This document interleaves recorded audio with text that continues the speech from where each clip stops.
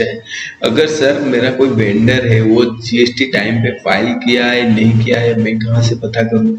अगर GST file हुआ है तो कब तक उसका फाइल हुआ है, और वो कंपोजिशन में है या रेगुलर में है, उसको जानने के लिए मैं कहाँ से पता करूँ? ठीक है, तो बेसिकली ये सारी चीज इसने पूछे। तो मेरा ये है कि आप लोग कहीं जाने की किसी को पूछने की जरूरत नहीं, आप सिंपल गूगल पे जीएसटी साइट चल लिए, gst.gov.in है, आप ये वाला जो साइट है आप जा सकते हो, गूगल पे सर्च करोगे फिर भी मिल जाएगा आपको, gst.gov.in, ये है उसका साइट। तो आप यहाँ पे जब आते हो तो यहाँ पे आपको होम एक टैब मिलता है, सर्विसेज मिलता है, जीएसटी लॉ मिलता है, डाउनलोड यहाँ पे मिलता है, और टैक्स पेयर मिलता है। आप टैक्स पेयर पे जब जाओगे तो अगर आपको जीएसटी नंबर उसका पता है तो जीएसटी नंबर के थ्रू आप सर्च कर सकते हो। अगर जीएसटी नंबर पता नहीं तो आप किसके थ्रू जा सकते हो? पैन कार्ड के थ्रू। जैसे मैंने एक रिलायंस इंडस्ट्री का मैंने पैन कार्ड पता किया तो मुझे नॉर्मली गूगल पे मिल गया, कहीं पता करने की जरूरत नहीं, गूगल पे सर्च करोगे तो मिल जाएगा। तो उसके थ्रू में मेरा कितना जीएसटी नंबर है या फिर जो जीएसटी स्पेसिफिक जीएसटी मुझे सर्च करना है उसको मैं ढूंढ सकता हूँ। तो मैं पैन कार्ड के सर्च किया तो यहाँ पे पैन कार्ड मैंने डाला, ठीक है, आप भी गूगल पे सर्च कर सकते हो रिलायंस इंडस्ट्री का, वो मिल जाएगा 537, ये कैप्चा कोड आप डालोगे तो यहाँ पे आप आगे जाओगे तो यहाँ पे देखिए उसका कितने सारे जीएसटी रजिस्ट्रेशन है, हर स्टेट में एक एक है। तो मान लीजिए मैं यहाँ पे कोई भी स्टेट आप उठा लीजिए, मैं एक बड़ा स्टेट कोई भी लेते हैं, महाराष्ट्र लेते हैं, ठीक है, तो महाराष्ट्र का जीएसटी नंबर ये है, तो मैं यहाँ के ऊपर क्लिक करूँ तो ये आ जाता है ऑटोमेटिकली, जीएसटी नंबर यहाँ पे रिफ्लेक्ट हो जाएगा, और यहाँ पे सेम हुए आपका कैप्चा कोड डालेंगे तो आपका आ जाएगा जीएसटी डिटेल्स। ये कह रहा है कि ये जीएसटी जो है किसके नाम पे है? रिलायंस इंडस्ट्रीज के नाम पे। और कब ये रजिस्ट्रेशन हुआ था? 28/6/2017 में महाराष्ट्र में उनका रजिस्ट्रेशन हुआ था। और ये कंपनी का कॉन्स्टिट्यूशन क्या है, ये डिटेल्स यहाँ पे, एड्रेस वगैरह सब कुछ यहाँ पे आपको मिल जाएगा, ठीक है। अभी इसका नेचर ऑफ बिजनेस आपको देखना चाहिए, तो नेचर ऑफ बिजनेस आप देखते हो, ये सर्विस प्रोवाइडर दिखा रहा है, और यहाँ पे नेचर ऑफ एक्टिविटीज किसमें इन्वॉल्व है, तो receipt of goods and services, office और sales office, supply of services, export import, इस तरह का सारे डिटेल्स दे रखा है। तो किस किस अगर एचएसएन कोड के बारे में बात करें तो किसमें ये डील करते हैं, management consultancy, man power recruitment agency, ये सारे जो डिटेल्स है इसमें मिल जाएगा, जो नॉर्मली जीएसटी रजिस्ट्रेशन के टाइम में उन्होंने इनपुट में दिए होंगे वो डिटेल्स मिलेगा।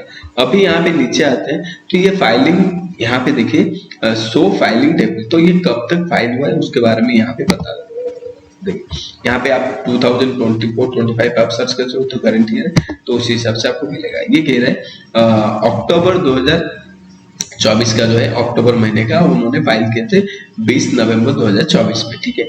उस तरह का नवंबर का उन्होंने, ये कौन सी है, रजिस्टर 3 भी, और रजिस्टर 1 कब तक इनका फाइल हुआ है? 10 दिसंबर 2024, दैट मीन नवंबर का ड्यू डेट होता है, मैक्सिमम 11 तक है, तो 10 दिसंबर में यहाँ पे फाइल हो चुका है। तो उनका जो फाइलिंग है प्रॉपर टाइमली हुआ है, तो इसमें कोई नो डाउट। तो आप इस तरह का जो भी जीएसटी नंबर है आप सर्च कर सकते हो, रजिस्टर 3 भी कहाँ तक फाइल हुआ है और रजिस्टर 1 कहाँ तक फाइल हुआ है, ठीक है। अगर उसका पिछले साल का प्रीवियस ईयर का चाहो तो प्रीवियस ईयर का पूरा डिटेल्स मिलेगा, क्योंकि इस साल का जो कंप्लीट है तो प्रीवियस ईयर ऑब्वियसली उन्होंने करेक्टली किया होंगे। अगर उनका फाइलिंग फ्रीक्वेंसी देखना चाहते हो तो नॉर्मली यहाँ पे दिखाएगा फाइलिंग फ्रीक्वेंसी क्या है, तो ये नॉर्मली दिखाता है, ये मंथली है, ठीक है। तो ये उन्होंने मंथली फाइलिंग फ्रीक्वेंसी चूज की है, तो आपको मंथली ये क्यों चाहिए? नॉर्मली क्या होता है, आप किस वेंडर को चूज करते हो तो उसे कुछ सामान अगर परचेस करते हो, अगर उसका फाइलिंग फ्रीक्वेंसी क्वार्टरली रहेगा तो आपको नॉर्मली इनपुट जाके नेक्स्ट क्वार्टर जो क्वार्टर फाइलिंग होगा उस क्वार्टर के एंड में जाके मिल पाएगा।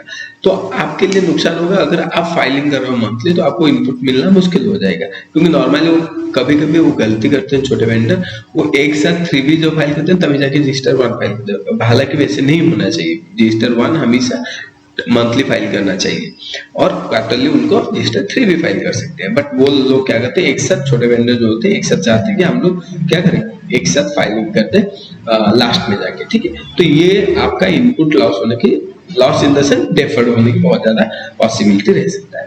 तो आप इसको क्या कर सकते हैं, रेक्टिफाई करा सकते हैं, उसी हिसाब से वेंडर चूज कर सकते हैं। सेकेंडली, अगर जीएसटी फाइलिंग टाइम पे हो रहा है तो आपको इनपुट मिलने के चांसेस बहुत ज्यादा सही रहता है, ये तो आपका जीएसटी जो इनपुट है डेफर होने के चांसेस बहुत ज्यादा बढ़ जाता है। तो आपके लिए एक तरफ से कैश क्रंच फेस करना पड़ेगा आपको, वर्किंग कैपिटल का इशू आ सकता है, एक वो है, ठीक है। तो ये नॉर्मली आपको अगर इस तरह का आप चाहे तो और भी अगर जीएसटी आप सर्च करें तो यहाँ पे आप आ जाइए, उसका दोबारा हम लोग पैन सर्च करते हैं, और भी किसी स्टेट का अगर चाहिए तो आप यहाँ और भी किसी स्टेट का आप देख सकते हैं, ठीक है। मैं पैन सर्च बाय पैन में है तो पैन कार्ड यहाँ पे डाला, ठीक है, 1936,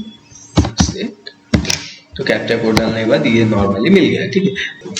हाँ दोस्तों, आशा करता हूँ आपको ये जो टॉपिक है समझ में आया होगा, और आपके इस रिलेटेड कोई अगर क्वेरी है तो आप मुझे पूछ सकते हैं, और कमेंट में कमेंट कर सकते हैं आपको क्या एक्स्ट्रा और चाहिए, तो उसके ऊपर एक नया वीडियो आपके लिए बना दूंगा, और ताकि आपका जो डाउट है वो क्लियर हो जाए। और लाइक कीजिए, सब्सक्राइब कीजिए, एंड दोस्तों के साथ शेयर कीजिए। Thank you very much.